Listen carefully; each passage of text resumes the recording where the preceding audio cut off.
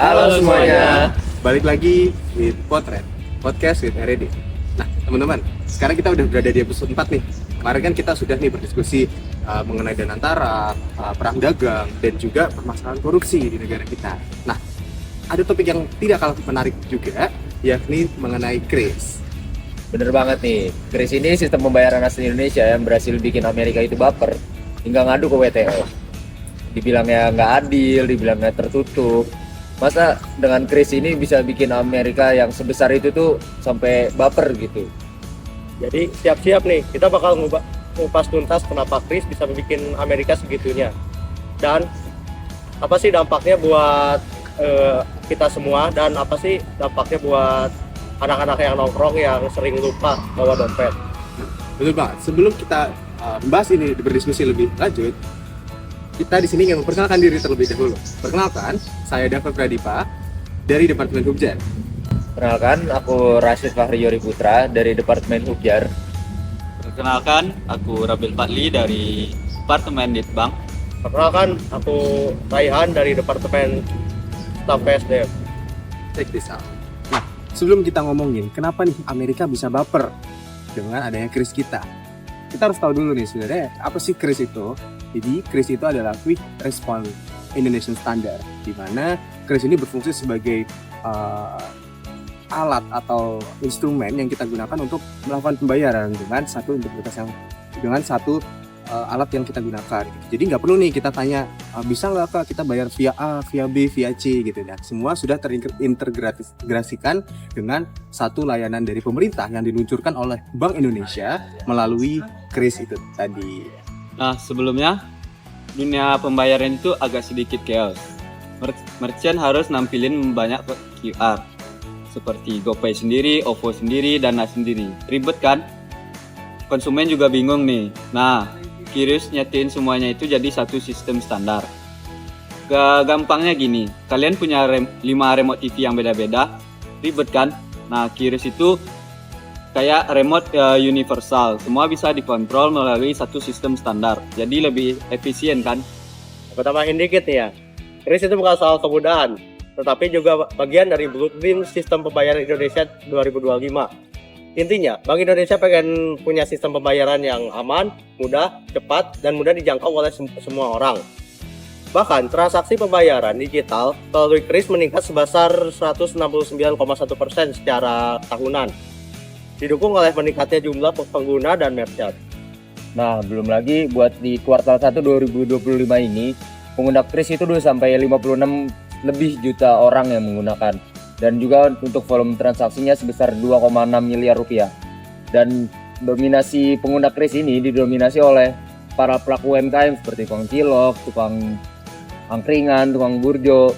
Jadi KRIS ini bukan untuk kaum elit aja, jadi semua bisa digital. Oke, tadi kita udah bahas KRIS itu apa nih. Nah, sekarang masuk ke pertanyaan penting. Kenapa sih Amerika ribut banget sampai lapor ke WTO? Emang KRIS ngapain sih? Betul banget. Jadi ceritanya tuh Indonesia ini kan ngebuat KRIS nih. Nah, jadi itu membuat semua transaksi yang kita lakukan itu terpusat di negara kita gitu. Nah, yang sebelumnya perusahaan Amerika nih ada yang namanya Visa dan juga Mastercard itu memfasilitasi pembayaran yang ada di negara kita. Nah, cuman dengan adanya KRIS ini tadi, mereka jadi nggak punya akses, jadi mereka nggak punya pasar di Indonesia ini. Nah, tapi coba kita tanya lagi. Emang kenapa kalau misalnya kita punya sistem pembayaran sendiri, bukannya logikanya kita itu nggak apa-apa ya punya kedaulatan finansial sendiri? Di konteks sedikit ya, jadi selain KRIS, Indonesia itu punya sistem pembayaran yang namanya tuh GPN. Itu tuh kayak jalan tolnya sistem pembayaran Indonesia lah. Nah, dulu tuh pemerintah kan selain non tunainya itu menggunakan Mastercard dan Visa kan. Itu tuh berasal dari Amerika. Tetapi sekarang pemerintah itu ingin menggeruskan QRIS dan GPN, terutama karena biayanya yang sangat murah untuk pedagang-pedagang yang kecil. Nah, puncaknya Amerika resmi protes ke WTO. Alasannya mereka bilang kebijakan Bank Indonesia ini diskriminatif terhadap perusahaan asing dan melanggar prinsip perdagangan bebas. Padahal sistem kita ini dibuat bukan untuk menyerang siapa-siapa bro, tapi buat melindungi ekonomi nasional biar kita nggak ketergantungan sama sistem jaringan luar negeri terus. Nah, bener banget. Jadi setiap kita menggunakan produk dari Visa ataupun Mastercard, itu kan pasti ada yang ada namanya fee. Dan fee-nya ini nanti masuk ke uang mereka, bukan ke kita. Nah, bayangin aja, transaksi yang ada di Indonesia itu sampai ratusan miliar per bulannya. Dan itu uangnya, kalau misalkan kita pakai produk dari Mastercard atau Visa, uangnya akan masuk ke mereka, bukan berputar di negara kita sendiri. Nah, makanya dari Bank Indonesia akhirnya memutuskan bahwa kita harus punya infrastruktur sendiri untuk memfasilitasi masyarakat supaya lebih mudah dan lebih efisien untuk digunakan, dan akhirnya lahirlah Kris ini. 3. Oke bro, sekarang kita mulai ngomongin inti konfliknya nih. QRIS itu bukan soal bikin masalah Visa dan Mastercard.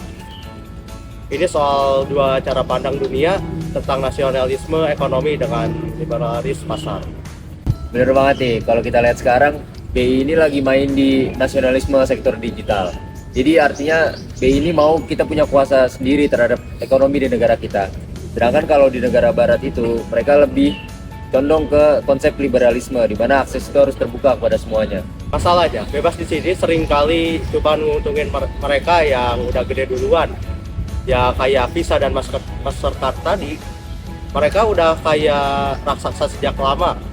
Jadi kalau disuruh saingan di pasar bebas, ya yang kecil-kecil kayak kita bisa kayak KO duluan gitu, keok duluan. Nah, nasionalisme ekonomi bukan berarti anti asing ya. Tapi lebih ke ayo dong kita bangun infrastruktur sendiri, pegang kendali sendiri, jangan 100% tergantung sama luar.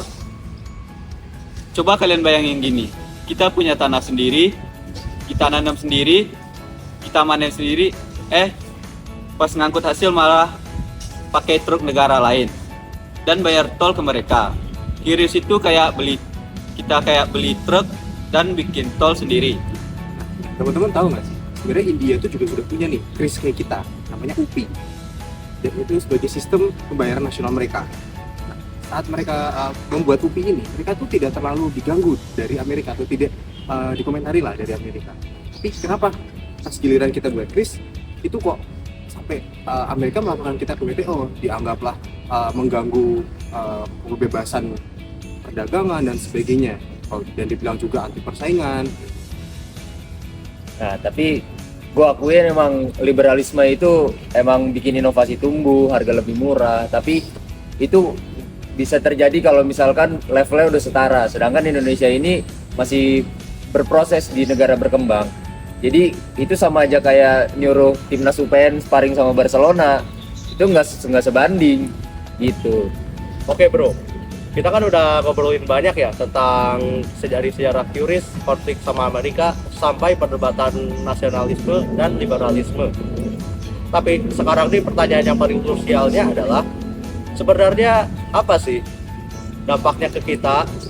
QRIS ini beneran bantu rakyat atau justru membuat masalah baru? Nah, menurut gue ini penting, soalnya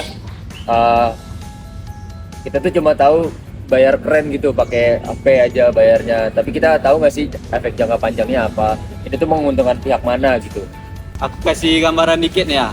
Sekarang tuh QRIS sudah dipakai lebih dari 55 juta pengguna aktif dan didominasi oleh UMKM dan pasar-pasar tradisional. Ini tuh luar biasa sih. Ini bukan soal gaya-gayaan, tapi soal inklusivitas finansial.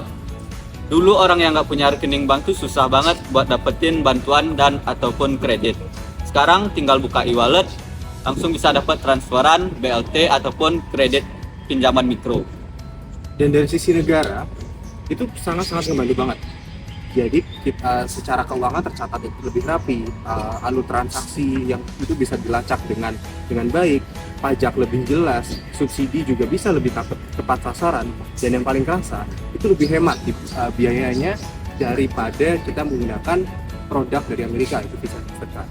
Nah, kita bayar kopi, terus juga beli makan, nasi padang, main warnet, itu semua bisa lewat Kris dengan banyaknya merchant yang tadi sudah disebutkan, dan biayanya yang relatif lebih kecil bandingin sama transfer antar bank yang dulu bisa sampai 6.500 per transaksi. Nah, Kris sendiri itu biayanya itu 0,3% dibanding kalau misalnya kita bandingkan dengan Visa atau Mastercard, itu 1% dari transaksi yang kita gunakan. Tapi ya kita nggak boleh mabuk teknologi juga. Kris juga ini punya tantangan yang gede banget malahan. Pertama, tekanan global. Visa sama Mastercard itu nggak main-main. Mereka ngadu ke WTO dan bilang kita tuh mendiskriminasi sistem pembayaran asing. Masalahnya, kalau kita kalah di WTO, kita bisa kena penalti dagang. Eksportir kita bisa dibatasin aksesnya ke Amerika. Investasi bisa mandek. Jadi ini bukan soal main PR, tetapi geopolitik ekonomi. Nah, belum lagi masalah di domestik kita sendiri. Mungkin kita yang berada di kota-kota besar atau misalnya Jabodetabek itu bisa pakai layanan kris ini dengan baik. Tapi gimana dengan orang-orang yang berada di kota-kota kecil ataupun di luar Jawa, dengan mereka yang masih kesulitan sinyal, mereka masih belum bisa merasakan dampak kris sesungguhnya. Dan ada satu lagi bahaya yang jarang dibahas, yaitu data kris. Kris itu ngumpulin data miliaran transaksi per hari. Itu tuh kayak minyak digital. Kalau nggak dijaga, bisa aja dipakai buat profiling orang-orang atau dijual ke pihak-pihak yang tidak bertanggung jawab. Nah, betul banget. Jadi memang menurut gue ini kita butuh regulasi digital yang jelas. UU perlindungan data pribadi itu harus dibenerin dulu supaya dalam pelaksanaan kris ini nanti semuanya berjalan aman dan semuanya sejahtera. Jangan cuma jadi pajangan doang undang-undang ini. Nah, kedua, literasi digital itu juga harus dimanfaatkan gitu. Pemerintah tuh harus bisa turun ke pasar, ke desa, edukasi langsung. Itu nggak bisa kita ngandelin video-video YouTube, cuma internet doang. Tapi pemerintah juga perlu turut aktif berperan dalam meningkatkan literasi keuangan digital sehingga inklusi keuangan itu bisa merata ke seluruh Indonesia. Gokil sih ya, kita udah ngomongin teori soal bayar kopi, sekarang malah nyambung ke geopolitik dan sampai ke kedaulatan negara. Gak nyangka ya, QRIS bisa sampai serumit ini ceritanya. Nah itu dia, kadang kita ngelihat hal-hal itu hanya hal kecilnya aja, tapi kita nggak tahu efek besar di belakangnya. Gak mungkin Amerika tuh repot-repot lapor ke WTO kalau misalnya kris ini hal-hal sepele. Berarti ada suatu hal yang besar yang lagi kita bangun dan itu merusak kepentingan mereka. Jadi perlu diingat bahwa QRIS ini bukan akhir, namun awal dari era baru sistem keuangan Indonesia. Awal kita nyoba mandiri dan dominasi dolar. Awal kita bisa bikin sistem keuangan yang lebih adil, lebih murah, dan lebih berpihak ke rakyat. Dan jangan salah, kris ini bukan anti asing, bukan juga anti globalisasi. Tapi kita ingin punya kontrol penuh atas sistem keuangan kita sendiri. Selama ini kita kan sudah terlalu lama nih nempel sama sistem keuangan luar. Sekarang saatnya kita bikin sistem yang lebih cocok buat rakyat kita sendiri. Jadi kesimpulannya obrolan kita itu kris bisa bikin transaksi jadi gampang, bantu UMKM naik kelas, buka akses keuangan yang belum terjangkau bank, tapi juga memicu tekanan dari pemain lama kayak Mastercard dan Visa itu. Kita nggak bisa nutup mata, tapi kita juga nggak boleh ciut. Karena kalau bukan kita yang jaga kedaulatan sistem ini, siapa lagi? Jepang punya JCB, India punya RuPay, Cina punya UnionPay. Kenapa Indonesia nggak boleh punya QRIS? Dan bro, masa depan nggak ditulis sama yang paling kuat, tapi sama yang paling siap. Jadi kita siapin diri karena pertarungan digital baru aja dimulai. Mungkin itu ya teman-teman yang kita sudah diskusikan hari ini. Thank you buat teman-teman yang udah dengerin nih tongkrongan kita pada hari ini. Jangan lupa share video ini ke teman-teman semua yang masih mikir kris itu cuma PR biasa. Jangan lupa berikan komentar dan pendapat kalian semua terkait kris di kolom komentar di bawah. Sampai jumpa di tongkrongan kita selanjutnya. Stay kritis, stay waras, dan stay cash pastinya. Dadah.